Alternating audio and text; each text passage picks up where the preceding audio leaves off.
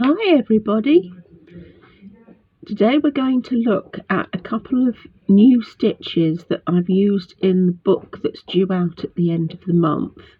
I'm going to show you how to work the fisherman's rib, and I'm going to show you how to increase the stitches in the row. So let's get on, shall we? Down a little alley in the heart of Kendal town is a tiny independent yarn shop. Welcome to the wonderful world of the kitten and the goat.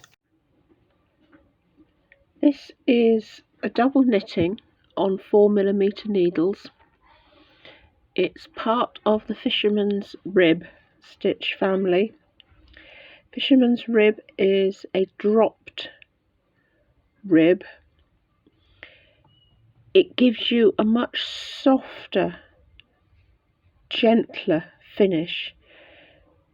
It gives a much more depth, almost much more 3D.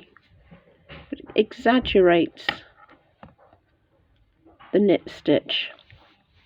You will need to make sure you've got a plain extra stitch on the end to either knit or purl in the pattern, so that you've got a solid line on the edge of the work, otherwise it gets all gappy.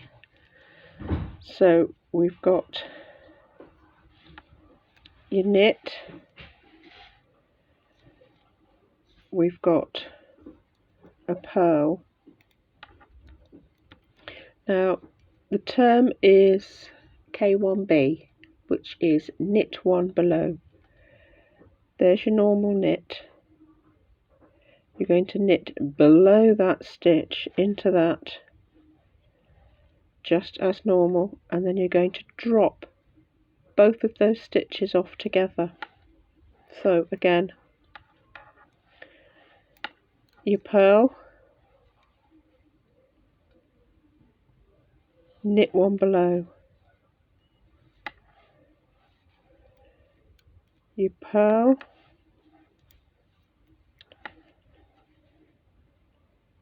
you knit one below. It is just as simple as that, right to the end. You purl and below, dropping the two off. This version, you're only doing the pattern on one row. When you work your way back, you're working a normal knit one purl one rib stitch. So one little tip for you: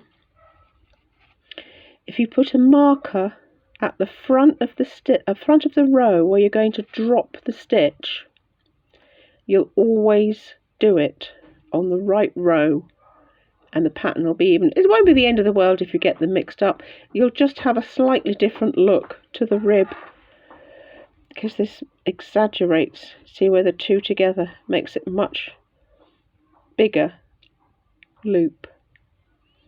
Okay, that's the fisherman's rib.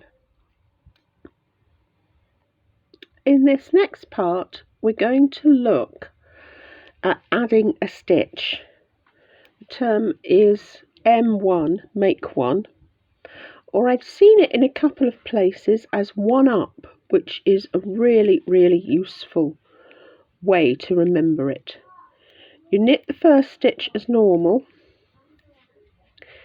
and then this bar in between the stitches, you can just work into it.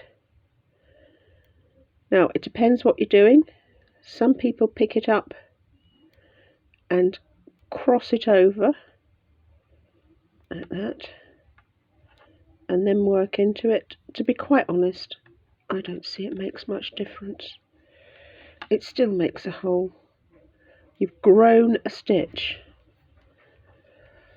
It actually makes quite a pretty, I use it on the side of my dog coats, it makes it quite a pretty edging pattern. Just keep going along as normal, and you've got an extra stitch in that gap there, grown one.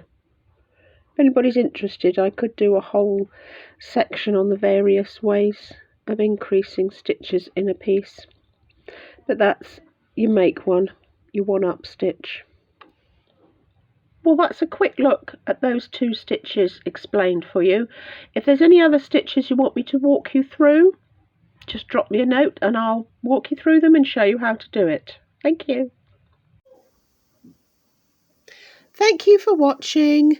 Please get in touch if there's anything I can help you with. Bye.